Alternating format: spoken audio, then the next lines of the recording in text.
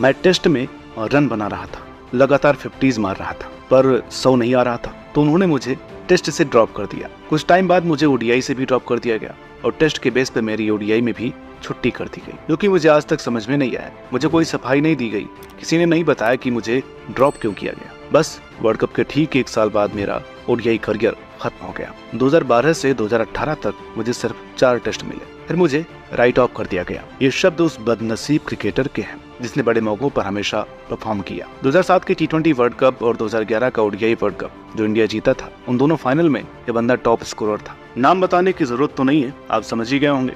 ये Indian team के unsung hero Gautam गंभीर है। अब जब कोई प्लेयर वर्ल्ड कप के इतने कठिन मैच, इतने हाई प्रेशर इंटेंसिटी वाले मैच इंडियन टीम को जिताए, वो भी बैक टू बैक, तो आइडियल सिनेरियो तो ये बनता है कि उसे खूब सराखों पर बैठाया जाए, उसकी तारीफ में कसीदे पढ़े जाएं और खूब आदर सम्मान वाली विदाई दी जाए। लेकिन ये इंडिया है, यहाँ बिना सर पैर कुछ भी हो जाया करता है। यही हुआ गौतम गंभीर के साथ। जब 2011 के वर्ल्ड कप में वो एक रन जोड़कर मोस्ट क्रूशियल 97 रनों की पारी खेल रहे थे, तो उन्होंने शायद सपने में भी नहीं सोचा होगा कि ठीक 1 साल बाद उन्हें टीम से बाहर कर दिया जाएगा। इंडिया के अनसंग हीरो गौतम गंभीर के साथ हुई नाइंसाफी और उनके करियर की सैड एंडिंग। देखिए, ये कोई बायोग्राफी वीडियो तो नहीं है, तो उनके जन्म, परवरिश, इस सब पर बात नहीं करेंगे, सीधे पॉइंट पर आते हैं। तो बात है साल 2007 की, जब गौतम गंभीर काफी बढ़िया परफॉर्म कर रहे थे और ओडीआई वर्ल्ड कप के लिए अपनी दावेदारी पेश कर रहे थे। लेकिन उनके ऊपर बेहद नए आए रॉबिन उथप्पा को टीम में चुना जाता है, जो कि काफी शॉकिंग था। खैर, टीम इंडिया मौके बल करता है, जिसके बाद हमारे सीनियर प्लेयर पीछे हट जाते हैं और सितंबर 2007 टी20 वर्ल्ड कप में सिलेक्शन होता है ओपनर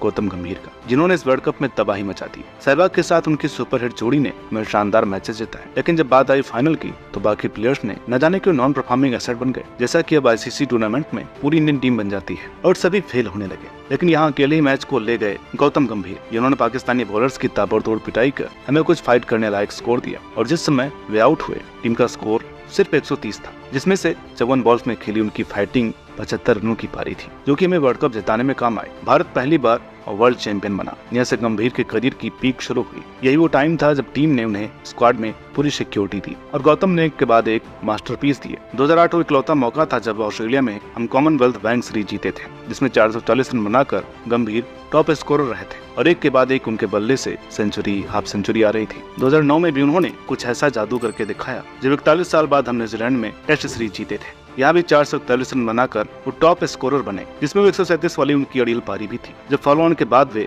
2.5 दिन अकेले ही डटे रहे, मैन ऑफ द सीरीज बने और तो और test cricketer of the year भी बने। एक के बाद एक कीर्तिमान रच रहे गंभीर इस वक्त अनस्टॉपेबल थे, जो यहाँ से ओडीआई वर्ल्ड कप में टीम के सबसे बड़े एक्स फैक्टर के रूप में गए। वो 2011 के वर्ल्ड कप में सहवाग, सचिन को ओपनिंग देते हुए गंभीर को नंबर 3 तो कभी नंबर 4 पर मौका मिला। अब कोई और प्लेयर होता तो अपनी पोजीशन के साथ छेड़छाड़ और नेचुरल गेम का रोना रोता, लेकिन गंभीर का सिर्फ एक ही सपना था, टीम को वर्ल्ड कप जिताना। उन्होंने इस टूर्नामेंट में खूब परफॉर्म किया, 44 के एवरेज से 393 रन। लेकिन उनमें सबसे इंपॉर्टेंट और बड़ी पारी आई थी वर्ल्ड कप फाइनल में, जब सचिन सहवाग शुरुआत में ही धोखा दे गए। यहाँ तक कि जब विराट भी आउट हुए तो मैच कहीं भी जा सकता था, लेकिन वो गंभीर ही थे जिन्होंने एक रन जोड़कर एक ओवर से खतरा निकाल कर हमें जीत की दहलीज पर लाकर खड़ा किया। और यहाँ एक बात कह दूं, मैंने कमेंट्स में ये डिबेट बहुत देखा है कि धोनी ने कम बॉल में 91 रन बनाए, इसलिए उन्हें मैन ऑफ द मैच मिला। लेकिन सच तो ये है कि गंभीर की बैटिंग मैच की तीसरी बॉल पर आ गई थी, जब 0 के स्कोर पर हमारा पहला विकेट गिरा था। उन्होंने बड़े ही सावधानी और कमिटमेंट से 122 बॉल की संयम भरी जिम्मेदारी से 97 रन बनाए थे, जिसने हमें कोलैप्स से बचाया था।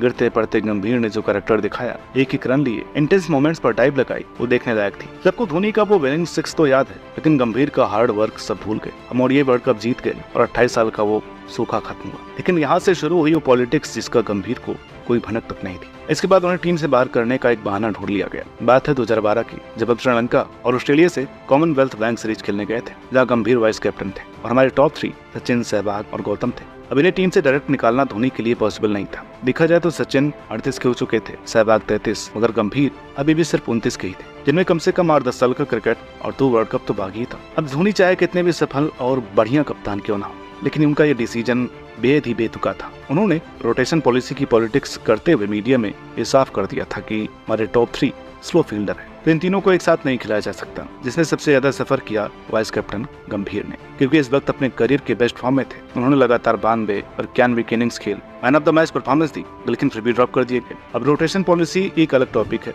इसकी एक लंबी कहानी है जिस पर अगर आप वीडियो चाहते हैं तो कमेंट करें। लेकिन जब इंडिया बाहर हो रहा था तो धोनी ने इन तीनों को खिलाया। हम फाइनल तक नहीं पहुंच सके। अब देखा जाए तो टीम में विराट के बाद सबसे अच्छा गंभीर ने ही किया था, 308 रन बनाए थे, लेकिन इसके तुरंत बाद उन्हें वाइस कैप्टेंसी से हटा दिया गया और विराट को वाइस कैप्टन बनाया गया। मुझे अभी तक इस बात का लॉजिक और सेंस समझ में नहीं आया, पर चलिए गुंडा फिल्म हो या इंडियन टीम, हमें दिमाग नहीं लगाना है, कभी भी कुछ भी हो सकता है। गंभीर ने आते एशिया कप के पहले मैच में सेंचुरी ठोक दी, लेकिन वो मैनेजमेंट की हिट लिस्ट में थे। कुछ भी हो, बलि का बकरा गंभीर को ही बनना था। आपको 2012 वाली वो सीरीज तो याद ही होगी जब इंग्लैंड आखिरी बार इंडिया में कोई टेस्ट सीरीज जीता था। उस सीरीज में भी गौतम ने 250 और कई 30-40 वाली पारियां खेली थी। ये वो टाइम था जब टेस्ट सेंचुरी उनके बल्ले से नहीं आई, उन्हें टीम से फॉरएवर ही ड्रॉप कर दिया जाता है। टेस्ट के बेस पर ओडीआई T20 टीम से भी उनकी छुट्टी कर दी जाती है। इसके बाद गंभीर की टेस्ट टीम में सिर्फ 2 बार वापसी, 2014 जहां 2 टेस्ट के फेलियर के बाद उन्हें टीम से ड्रॉप कर दिया गया, और 2016 में तो उनका करियर ही खत्म कर दिया गया। गंभीर को तो आज भी इस बात का मलाल है कि 2011 का जो वो वर्ल्ड कप जीते थे उसे 2015 में डिफेंड करने का मौका ही नहीं मिला।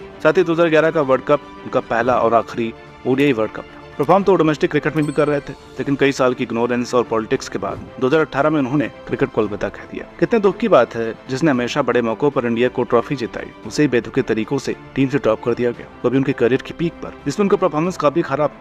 शायद इसी वजह से वर्ल्ड कप नहीं जीते, क्योंकि अपने चैंपियंस मैच विनर्स को हमें सम्मान देना आता ही नहीं। काश गंभीर फाइनल में मैन ऑफ द मैच होते, कम से कम उन्हें कोई भुलाता तो नहीं। करोड़ों इंडियन फैंस को खुशी के पल देने वाले इस टीम मैन के करियर की सैड एंडिंग ना होती। ये बात सोचकर आज भी दुख होता है। आखिर क्या गलती थी गंभीर की? क्या गंभीर को इस तरह से ट्रीट करना था? कमेंट करके जरूर बताएं। और वीडियो अच्छी लगी हो तो प्लीज इसे लाइक करें, शेयर करें। चैनल पर नए हो तो प्लीज इसे सब्सक्राइब करना ना भूलें। मिलता है आपसे अगली वीडियो में, तब तक के लिए नमस्कार।